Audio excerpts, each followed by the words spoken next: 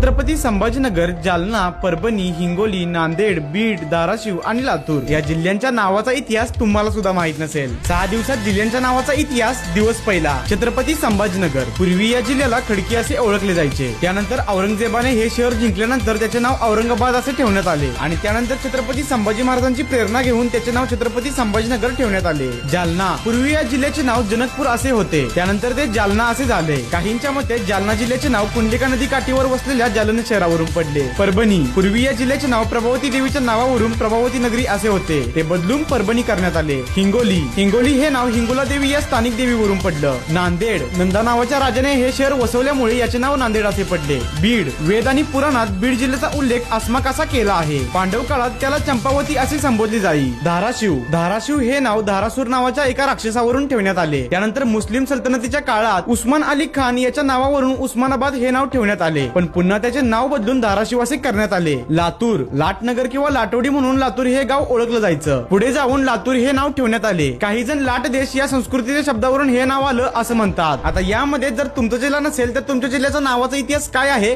हे कमेंट करून नक्की सांगा। पुढचा व्हिडिओ आपण त्यावरच बनवू।